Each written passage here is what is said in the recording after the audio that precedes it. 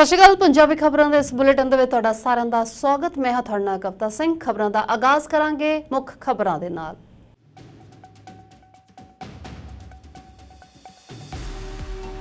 12 ਸਾਲ ਤੋਂ ਸ਼੍ਰੋਮਣੀ ਕਮੇਟੀ ਦੀਆਂ ਨਹੀਂ ਕਰਵਾਈਆਂ ਜਾ ਰਹੀਆਂ ਚੋਣਾਂ। ਸਰਦਾਰ ਸਿਮਰਨਜੀਤ ਸਿੰਘ ਮਾਨ ਨੇ ਕੇਂਦਰ ਸਰਕਾਰ ਨੂੰ ਦੱਸਿਆ ਸਿੱਖ ਵਿਰੋਧੀ।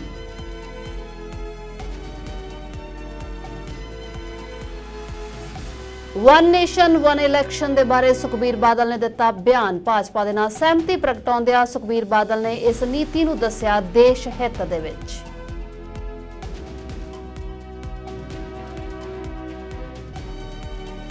ਮੁੰਬਈ ਦੇ ਵਿੱਚ ਸਮੂਹ ਭਾਜਪਾ ਵਿਰੋਧੀ ਪਾਰਟੀਆਂ ਨੇ ਇਕਜੁੱਟ ਹੁੰਦਿਆਂ ਬਣਾਇਆ ਇੰਡੀਆ ਅਲਾਇੰਸ। ਭਾਸ਼ਣ ਦਿੰਦਿਆਂ ਕੇਜਰੀਵਾਲ ਨੇ ਭਾਜਪਾ ਨੂੰ ਦੱਸਿਆ ਹੁਣ ਤੱਕ ਦੀ ਸਭ ਤੋਂ ਭ੍ਰਸ਼ਟ ਪਾਰਟੀ।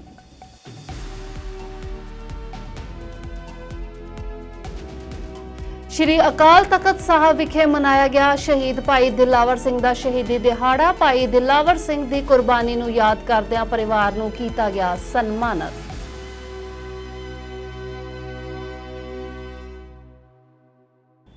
ते हुण खबरां विस्तार नाल। श्रोमणी कमेटी ਦੀਆਂ ਚੋਣਾਂ ਨੂੰ 12 ਸਾਲ ਹੋ ਚੁੱਕੇ ਨੇ ਤੇ 12 ਸਾਲ ਬਾਅਦ ਵੀ ਸਰਕਾਰ ਇਹਨਾਂ ਚੋਣਾਂ ਨੂੰ ਨਹੀਂ ਕਰਵਾਉਣਾ ਚਾਹੁੰਦੀ। ਇਸ ਬਾਰੇ ਬੋਲਦਿਆਂ ਸਰਦਾਰ ਸਿਮਰਨਜੀਤ ਸਿੰਘ ਮਾਨ ਨੇ ਕਈ ਤਰ੍ਹਾਂ ਦੇ ਸਵਾਲ ਖੜੇ ਕੀਤੇ ਨੇ। ਸਰਦਾਰ ਮਾਨ ਨੇ ਇਲਜ਼ਾਮ ਲਾਇਆ ਕਿ ਕੇਂਦਰ ਸਰਕਾਰ ਸਿੱਖਾਂ ਨੂੰ ਕਮਜ਼ੋਰ ਕਰਨ ਦੇ ਲਈ ਇਹ ਸਭ ਕੁਝ ਕਰ ਰਹੀ ਹੈ। ਇਸ ਤੋਂ ਇਲਾਵਾ ਸਿਮਰਨਜੀਤ ਸਿੰਘ ਮਾਨ ਨੇ 7 ਸਤੰਬਰ ਨੂੰ ਦਿੱਲੀ ਦੇ ਵਿੱਚ ਹੋਣ ਜਾ ਰਹੇ ਘੱਟ ਗਿਣਤੀਆਂ ਦੇ ਸੰਮੇਲਨ ਦੇ ਵਿੱਚ ਵੀ ਵੱਖ-ਵੱਖ ਮੁੱਦੇ ਚੁੱਕਣ ਦੀ ਗੱਲ ਆਖੀ। ਤੀਜੀ ਗੱਲ ਹੈ ਕਿ ਸੈਂਟਰ ਦੀ ਸਰਕਾਰ ਜਮਹੂਰੀਅਤ ਤੋਂ ਬਹੁਤ ਦੂਰ ਚਲੀ ਗਈ ਹੈ ਤੇ SGPC ਜਿਹੜੀ ਇਹ ਸਿੱਖਾਂ ਦੀ ਪਾਰਲੀਮੈਂਟ ਹੈ, ਜਿਹੜੀ ਕਾਨੂੰਨ ਦੇ ਰਾਹੀਂ 1925 ਦੇ ਵਿੱਚ ਸਥਾਪਿਤ ਹੋਈ ਸੀ, ਉਹਦੇ ਇਲੈਕਸ਼ਨ 12 ਸਾਲ ਤੋਂ ਨਹੀਂ ਕਰਾ ਰਹੀ। ਇਹ ਸਾਡੀ ਸਿੱਖਾਂ ਦੀ ਜਮਹੂਰੀਅਤ ਜਿਹੜੀ ਮਾਰ ਦਿੱਤੀ ਹੈ। ਇਹਦੀ ਗੱਲ ਵੀ ਅਸੀਂ 7 ਤਰੀਕ ਨੂੰ ਜਿਹੜੀ ਕੌਂਸਟੀਟਿਊਸ਼ਨ ਕਲੱਬ ਦੇ ਵਿੱਚ ਸਾਡੀ ਮੀਟਿੰਗ ਹੋ ਰਹੀ ਹੈ ਘੱਟ ਗਿਣਤੀਆਂ ਦੀ, ਕੌਮੀਅਤ ਦੀ, ਸ਼ੈਡਿਊਲ ਕਾਸਟ ਦੀ, ਟਰਾਈਬਲਸ ਦੀ, ਉਹਦੇ ਵਿੱਚ ਅਸੀਂ ਡਿਸਕਸ ਕਰਾਂਗੇ। 8, 9 ਤੇ 10 ਨੂੰ ਤਾਂ government of India the meeting ਸਾਰੇ ਦੇਸ਼ਾਂ ਦੇ ਨਾਲ ਹੋ ਰਹੀ ਹੈ, ਪਰ 7 ਤਰੀਕ ਨੂੰ ਦਿੱਲੀ ਸਾਡੀ ਮੀਟਿੰਗ ਵੀ ਦਲ ਖਾਲਸਾ ਦੇ ਨਾਲ ਤੇ ਸਾਰੇ ਜਿਹੜੇ ਵੀ ਘੱਟ ਗਿਣਤੀਆਂ ਨੂੰ ਮਾਰਿਆ ਜਾ ਰਿਹਾ ਹੈ, ਜਿਵੇਂ ਮਨੀਪੁਰ ਦੇ ਵਿੱਚ, ਜਿਵੇਂ ਹਰਿਆਣੇ ਦੇ ਵਿੱਚ ਹਾਈ ਕੋਰਟ ਨੇ ਕਿਹਾ ਕਿ ਮੁਸਲਮਾਨਾਂ ਦੀ ਨਸਲੀ ਸਫਾਈ ਕੀਤੀ ਗਈ ਹੈ, ਉਹਨਾਂ ਦੇ ਘਰ ਬੁਲਡੋਜ਼ਰਾਂ ਦੇ ਨਾਲ ਢਾਏ ਗਏ ਹੈ, ਜਿਹੜੇ ਆਦਿਵਾਸੀ ਹੈ ਉਹਨਾਂ ਨੂੰ ਮਾਓਵਾਦੀ ਕਹਿ ਕੇ, ਉਹਨਾਂ ਨੂੰ ਨਕਸਲਾਈਟ ਕਹਿ ਕੇ ਬਗੈਰ ਅਦਾਲਤ ਦੇ ਅੱਗੇ ਪੇਸ਼ ਕਰਨ ਤੇ ਉਹਨਾਂ ਨੂੰ ਮਾਰਿਆ ਜਾ ਰਿਹਾ ਹੈ।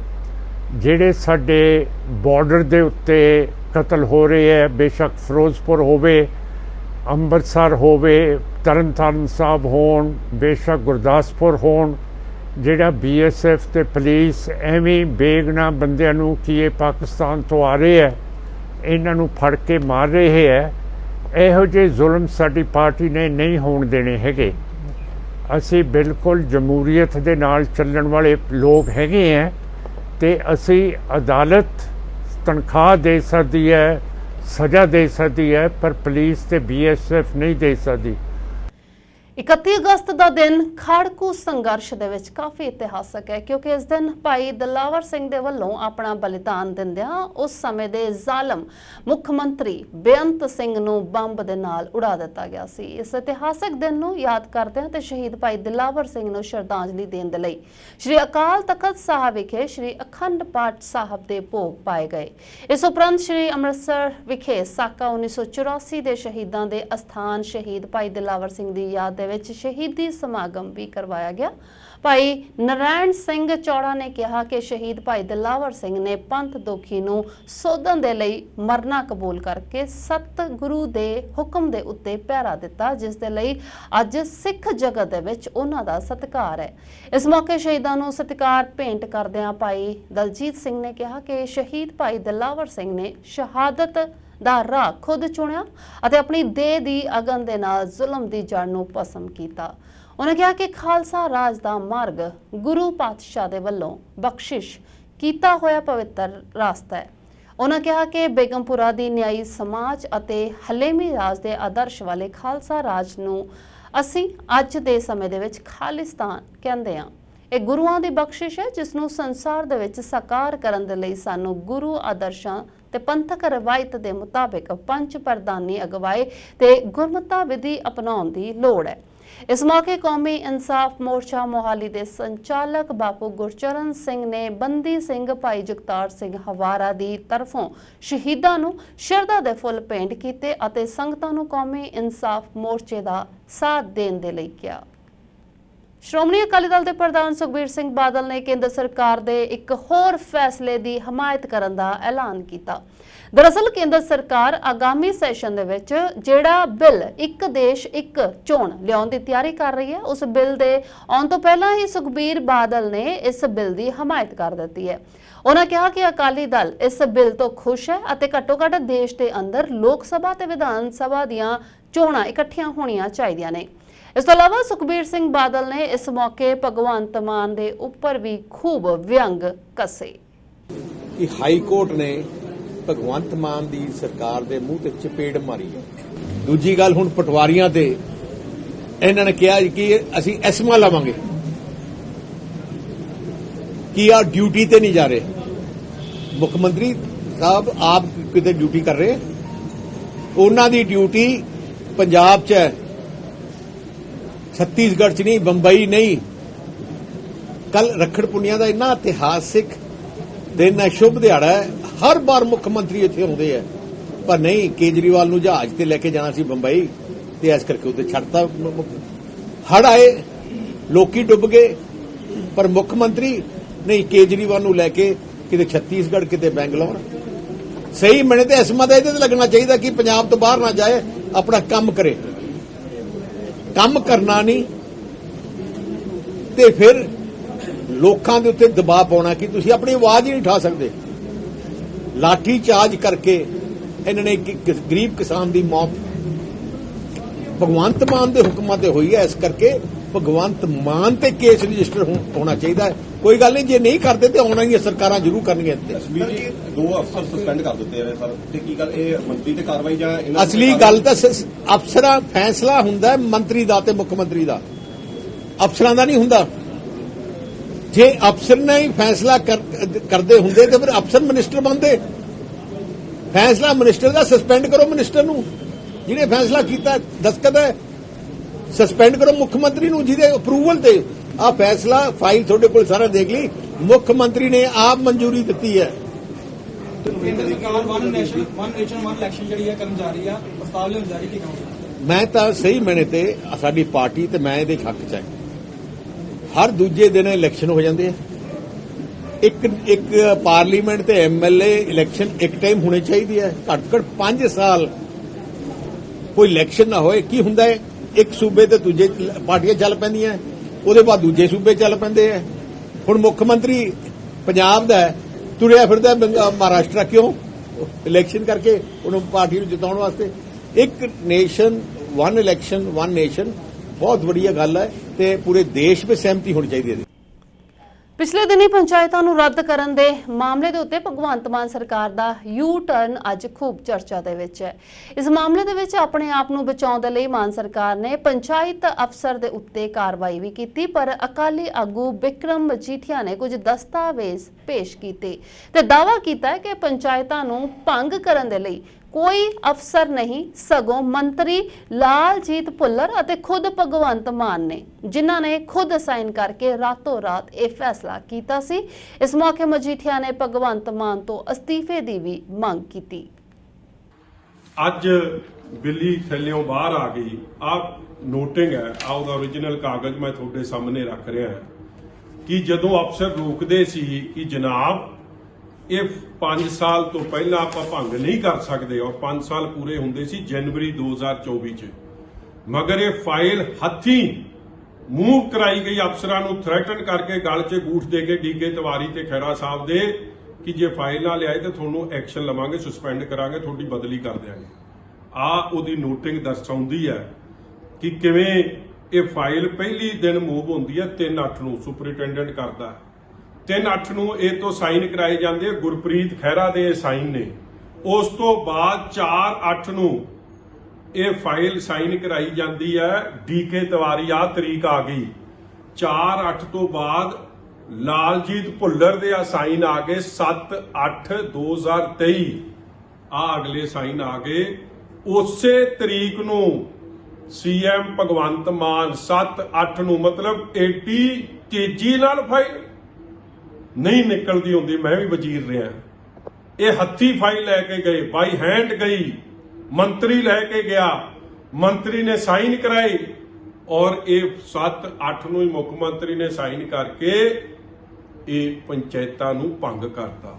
ਤੁਹਾਨੂੰ ਇਹ ਫੈਸਲੇ ਵਾਪਸ ਲੈਣੇ ਪਏ। ਹਾਈ ਕੋਰਟ 'ਚ ਵੀ ਤੁਸੀਂ ਪਹਿਲਾਂ ਸਟੈਂਡ ਲਿਆ ਕਿ ਅਸੀਂ ਭੰਗ ਕੀਤੀ ਹੈ, ਅਸੀਂ ਇਹ ਫੈਸਲਾ ਕੀਤਾ ਹੈ, ਮਗਰ ਜਦੋਂ ਵੇਖਿਆ ਕਿ ਹਾਈ ਕੋਰਟ ਚੀਫ ਜਸਟਿਸ ਦੀ ਅਦਾਲਤ 'ਚੋਂ ਰਾਹ ਨਹੀਂ ਮਿਲ ਰਿਹਾ, ਫਿਰ ਪਿੱਛੇ ਭੱਜਣ ਦੀ ਕੋਸ਼ਿਸ਼ ਕੀਤੀ ਔਰ ਸਾਰੀ ਗਾਜ ਅਫਸਰਾਂ ਤੇ ਸਿੱਟਤੀ। ਗਾਜ ਅਫਸਰ ਤੇ ਨਹੀਂ, ਫੈਸਲਾ ਮੁੱਖ ਮੰਤਰੀ ਸਾਹਿਬ ਤੁਹਾਡਾ, ਫੈਸਲਾ ਮੰਤਰੀ ਦਾ। ਅਫਸਰਾਂ ਦੇ ਗਲ 'ਚ ਗੂਠ ਦੇ ਕੇ ਜੇ ਤੁਹਾਡੇ 'ਚ ਮਾੜੀ ਮੋਟੀ ਵੀ ਸ਼ਰਮ ਹੈ ਤੇ ਅਸਤੀਫਾ ਦੇ ਦਿਓ।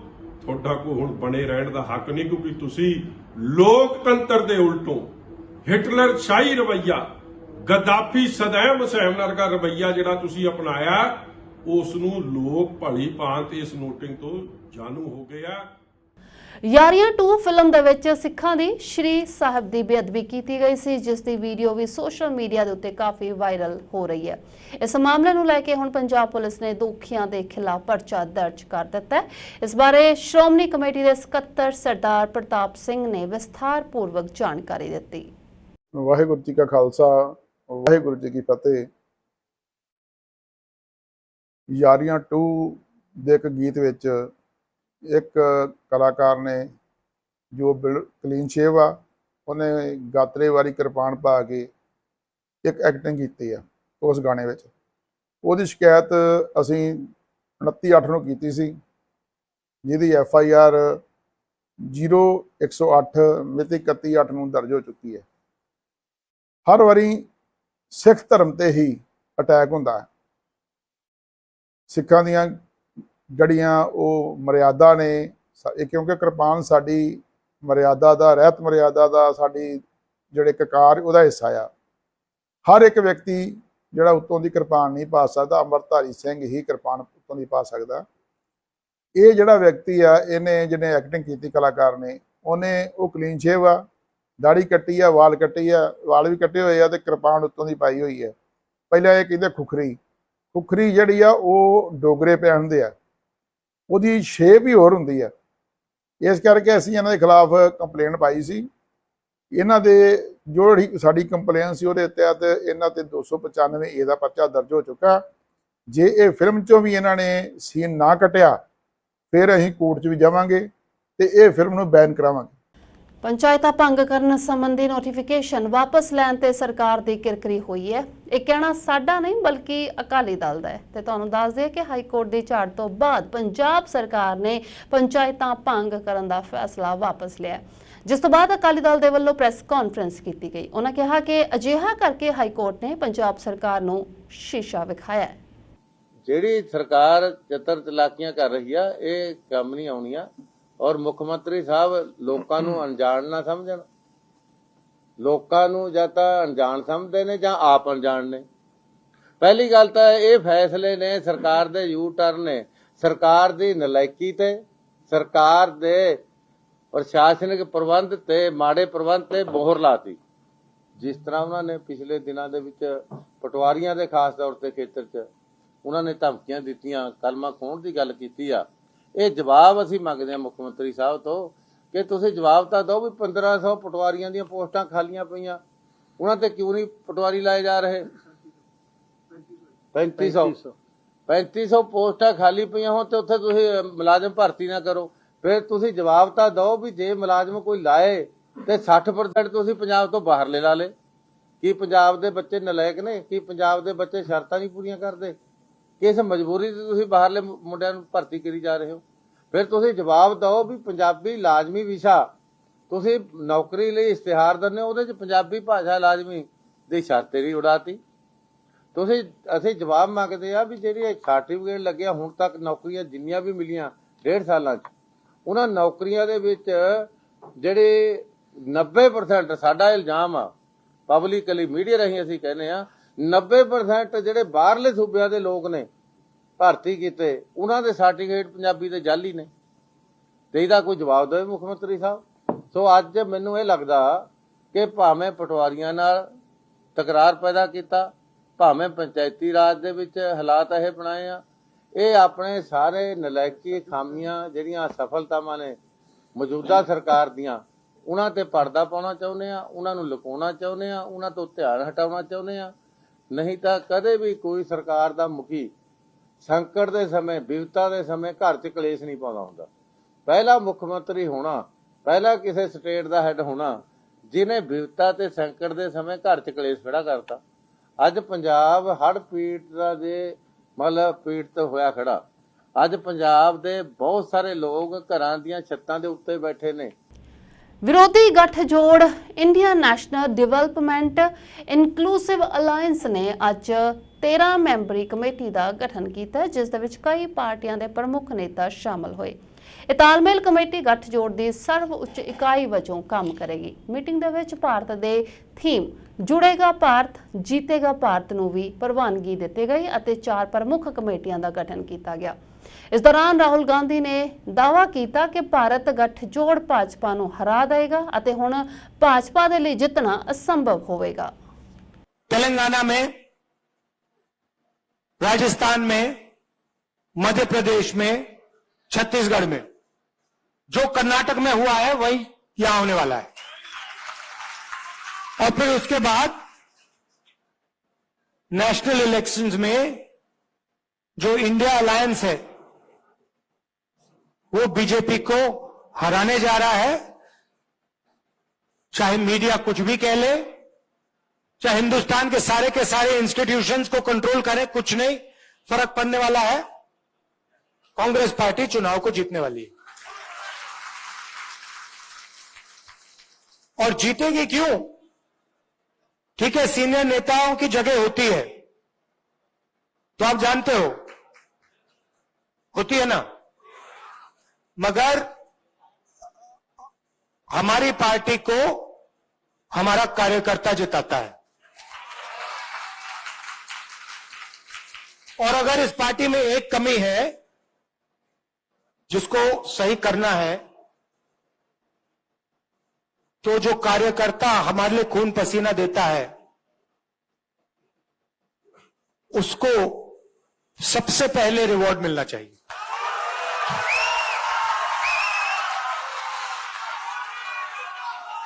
और ये देखिए, ये हमारे बीच में जो रिश्ता है, कांग्रेस कार्यकर्ता है, हमारे नेता हैं, मैं हूं, खारगे जी हैं, हमारा रिश्ता दूसरा है। बीजेपी का रिश्ता दूसरा है, आरएसएस का रिश्ता दूसरा है। हमारा जो रिश्ता है प्यार का, मोहब्बत का, पारिवारिक रिश्ता है। और हम नफरत के साथ, हिंसा के साथ काम नहीं करते। हम अपने दुश्मन के घर में जाके, उनके घर में जाके, उनके नफरत के बाजार के अंदर हम मोहब्बत की दुकान खोल देते हैं। भाजपा ਨੂੰ ਹਰਾਉਣ ਦੇ ਲਈ ਦੇਸ਼ ਦੇ ਵਿੱਚ तमाम ਵਿਰੋਧੀ ਪਾਰਟੀਆਂ ਇਕਜੁੱਟ ਹੋ ਰਹੀਆਂ ਨੇ, ਜਿਸ ਦੇ ਵਿੱਚ ਕਾਂਗਰਸ, ਆਮ ਆਦਮੀ ਪਾਰਟੀ ਪ੍ਰਮੁੱਖ ਨੇ। ਸਾਰੀਆਂ ਵਿਰੋਧੀ ਪਾਰਟੀਆਂ ਨੂੰ ਇੱਕ ਮੰਚ ਦੇ ਉੱਤੇ ਇਕੱਠਾ ਕਰਨ ਦੇ ਲਈ ਇੰਡੀਆ ਅਲਾਇੰਸ ਬਣ ਚੁੱਕਾ ਹੈ। ਇਸ ਮੌਕੇ ਸਿਆਸੀ ਕਾਨਫਰੰਸ ਦੇ ਦੌਰਾਨ ਸੰਬੋਧਨ ਕਰਦਿਆਂ ਦਿੱਲੀ ਦੇ ਮੁੱਖ ਮੰਤਰੀ ਅਰਵਿੰਦ ਕੇਜਰੀਵਾਲ ਨੇ ਭਾਜਪਾ ਨੂੰ ਹੁਣ ਤੱਕ ਦੀ ਸਭ ਤੋਂ ਭ੍ਰਿਸ਼ਟ ਸਰਕਾਰ ਦੱਸਿਆ। सारी सरकार भ्रष्टाचार में डूबी हुई है। आज हमारे लोगों के घर का खर्चा नहीं चल रहा, लोगों के आमदनी नहीं है, आमदनी उतनी है, खर्चे बढ़ते जा रहे हैं। सरकार के पास जाते हैं, पूरी सरकार एक ही आदमी के लिए काम करने में लगी हुई है। इससे ज़्यादा अहंकारी सरकार आज तक कभी नहीं हुई। और ये लोग अपने आप को भगवान से भी बड़ा समझने लग गए हैं। और जब कोई आदमी अपने आप को भगवान से बड़ा समझने लगता है तो फिर उसका पतन भी जल्दी होता है। मुझे बेहद खुशी है कि इंडिया अलायंस में सब लोग आपस में जुड़ रहे हैं।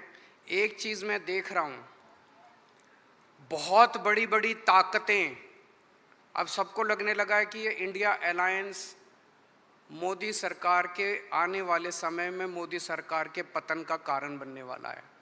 तो बहुत बड़ी बड़ी ताकतें इस इंडिया अलायंस को तोड़ने में लगेंगी, बहुत बड़ी बड़ी ताकतें। पिछले कुछ दिनों से मैं देख रहा हूँ, जबरदस्ती क्या दिखाया जाएगा, इसकी उसके से लड़ाई हो गई, उसकी उससे लड़ाई हो गई, जबरदस्ती दिखाने की कोशिश की जाएगी, जबरदस्ती दिखाने की कोशिश की जाए। मैं पिछली 3 मीटिंग अटेंड कर चुका, मैं आपको पूरी जिम्मेदारी के साथ कह सकता हूँ, जितनी अच्छे से और जितने प्यार और मोहब्बत से सारी मीटिंग्स हुई हैं, किसी की किसी के साथ लड़ाई नहीं है। और यहाँ पे जितने लोग बैठे हैं, कोई पद के लिए नहीं आया, सब 140 करोड़ लोगों के इस भारत देश को बचाने के लिए आए हैं, इसको तरक्की के रास्ते पे ले जाने के लिए आए हैं। कोई यहाँ पे पद के लिए नहीं आया है। सो मुझे बेहद खुशी है, 2 दिन की हमारी मीटिंग बहुत अच्छी रही और सबने आगे बढ़ बढ़ के आज मीटिंग में जिम्मेदारियां ली हैं। किसी ने सीट शेयरिंग करवाने की जिम्मेदारी ली है, किसी ने मीडिया की जिम्मेदारी ली है, किसी ने सोशल मीडिया की जिम्मेदारी ली है, किसी ने कैंपेन डिज़ाइन करने की जिम्मेदारी ली है। मुझे पूरी उम्मीद है कि आने वाले समय के अंदर पूरा भारत इकट्ठा होगा और इस अहंकारी, भ्रष्टाचारी, तानाशाही सरकार का पतन का कारण बनेगा। बहुत बहुत शुक्रिया। ਤੇ ਹੁਣ ਭਾਜਪਾ ਸਰਕਾਰ ਇੱਕ ਹੋਰ ਦਾ ਖੇਡਣ ਜਾ ਰਹੀ ਹੈ, ਜੋ ਹੈ ਵਨ ਨੇਸ਼ਨ ਵਨ ਇਲੈਕਸ਼ਨ। ਇਸ ਤਹਿਤ ਦੇਸ਼ ਦੇ ਵਿੱਚ ਵਿਧਾਨ ਸਭਾ ਅਤੇ ਲੋਕ ਸਭਾ ਚੋਣਾਂ ਇੱਕੋ ਵੇਲੇ ਹੋਣਗੀਆਂ। ਭਾਜਪਾ ਦੇ ਇਸ ਵੱਡੇ ਸਿਆਸੀ ਦਾਅ ਬਾਰੇ ਵੱਖ-ਵੱਖ ਪਾਰਟੀਆਂ ਦੇ ਆਗੂਆਂ ਦੀ ਵੱਖ-ਵੱਖ ਰਾਏ ਹੈ। ਜਿੱਥੇ ਭਾਜਪਾ ਦੇ ਆਗੂਆਂ ਨੇ ਇਸ ਦੀ ਵਕਾਲਤ ਕੀਤੀ ਹੈ, ਤਾਂ ਉੱਥੇ ਮੁਸਲਿਮ ਆਗੂ ਅਸਦੁद्दीन ओवैसी ने ਇਸ ਨੂੰ ਸੰਵਿਧਾਨ ਦਾ ਕਤਲ करार ਦਿੱਤਾ है।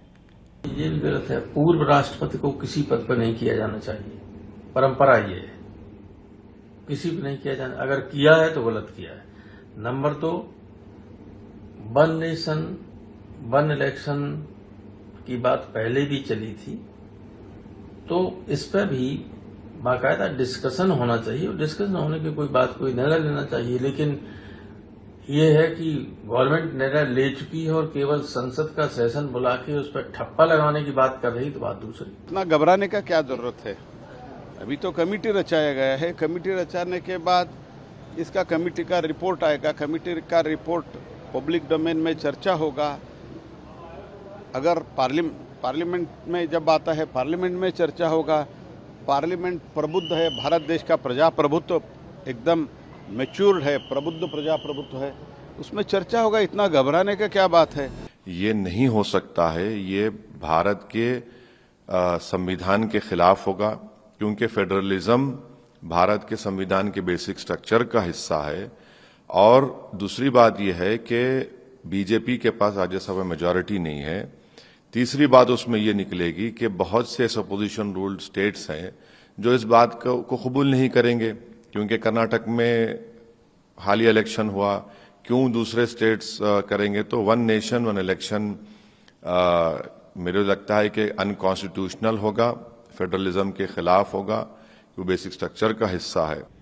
ਤੇ ਖਬਰ ਗੁਰਦਾਸਪੁਰ ਤੋਂ, ਜਿੱਥੇ ਪੰਜਾਬ ਸਰਕਾਰ ਨੇ 512 ਲੋਕਾਂ ਨੂੰ ਹੜ੍ਹ ਕਾਰਨ ਹੋਏ ਨੁਕਸਾਨ ਦਾ ਮੁਆਵਜ਼ਾ ਦਿੱਤਾ। ਇਸ ਤੋਂ ਬਾਅਦ ਪੰਜਾਬ ਸਰਕਾਰ ਦੇ ਮੰਤਰੀ ਕੁਲਦੀਪ ਸਿੰਘ ਧਾਲੀਵਾਲ ਆਪਣੀ ਪਾਰਟੀ ਦੀਆਂ ਤਾਰੀਫਾਂ ਕਰਦੇ ਨਜ਼ਰ ਆਏ। ਉਹਨਾਂ ਨੇ ਵਿਰੋਧੀਆਂ ਤੇ ਵੀ ਤੰਜ ਕੱਸਿਆ ਅਤੇ ਕਿਹਾ ਕਿ ਪਿਛਲੀਆਂ ਸਰਕਾਰਾਂ ਨੇ ਕਦੇ ਵੀ ਕਿਸਾਨਾਂ ਅਤੇ ਗਰੀਬ ਲੋਕਾਂ ਨੂੰ ਅਜਿਹੇ ਮੁਆਵਜ਼ੇ ਨਹੀਂ ਦਿੱਤੇ ਨੇ। ਅੱਜ ਅਸੀਂ ਜਿਹੜਾ ਉਹ ਇਹ ਮੁਆਵਜ਼ਾ ਦੇ ਰਹੇ ਹਾਂ, ਔਰ ਇੱਥੇ ਅਸੀਂ ਵੱਲੋਂ ਜਿਹੜਾ ਇਹ ਦੂਜਾ ਜਿਹੜਾ ਕਿਸਾਨਾਂ ਦੀਆਂ ਫਸਲਾਂ ਖਰਾਬ ਹੋਈਆਂ, ਉਹ ਵੀ ਅਸੀਂ ਤੁਰੰਤ ਕਰਨਾ ਚਾਹੁੰਦੇ ਹਾਂ, ਕਿਉਂਕਿ ਮਾਨ ਸਾਹਿਬ ਨੇ ਬਹੁਤ ਸਖਤ ਹਦਾਇਤਾਂ ਕੀਤੀਆਂ।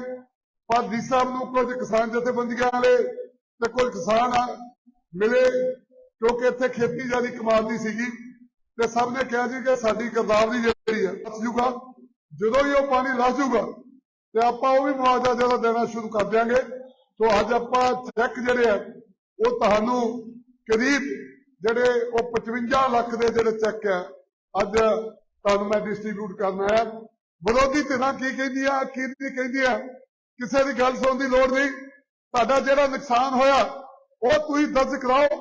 22 ਦੀ ਵੇਲੇ ਸਾਡਾ ਪਟਵਾਰੀ ਨਹੀਂ ਕਿਤੇ ਪਹੁੰਚ ਸਕਿਆ, ਤੁਸੀਂ ਆਪ ਆ ਕੇ ਡੀਸੀ ਸਾਹਿਬ ਕੋਲ ਦਰਜ ਕਰਾ ਦਿਓ, ਸਾਡੇ ਫੇਸਬੁੱਕ ਤੇ ਪਾ ਦਿਓ, WhatsApp ਤੇ ਪਾ ਦਿਓ, ਅਸੀਂ ਆਪੇ ਤੁਹਾਡਾ ਜਿਹੜਾ ਮੁਆਵਜ਼ੇ ਦਾ ਪ੍ਰਬੰਧ ਕਰ ਦਾਂਗੇ। ਕਿਸੇ ਦੀ ਗੱਲ 'ਚ ਨਹੀਂ ਹੋਣਾ। ਜੋ ਤੁਹਾਡਾ ਨੁਕਸਾਨ ਹੋਇਆ, ਜਿੱਦਾਂ ਸਾਡੇ ਮੁੱਖ ਮੰਤਰੀ ਸਾਹਿਬ ਨੇ ਕਿਹਾ ਸੀਗਾ, ਹਰ ਨੁਕਸਾਨ ਦੀ ਪੰਜਾਬ ਸਰਕਾਰ ਜਿਹੜੀ ਆ ਉਹ ਪੂਰੀ ਪੂਰਤੀ ਕਰੂਗੀ। ਸੋ ਮੈਂ ਤੁਹਾਡਾ ਬਹੁਤ ਬਹੁਤ ਧੰਨਵਾਦ ਕਰਦਾ। ਤੇ ਇਸੇ ਦੇ ਨਾਲ ਹੁਣ ਮੈਨੂੰ ਦਿਓ ਇਜਾਜ਼ਤ। ਨਵੀਆਂ ਤੇ ਤਾਜ਼ਾ ਖਬਰਾਂ ਦੇ ਲਈ ਤੁਸੀਂ ਬਣੇ ਰਹੋ ਸਾਡੇ ਨਾਲ। ਧੰਨਵਾਦ।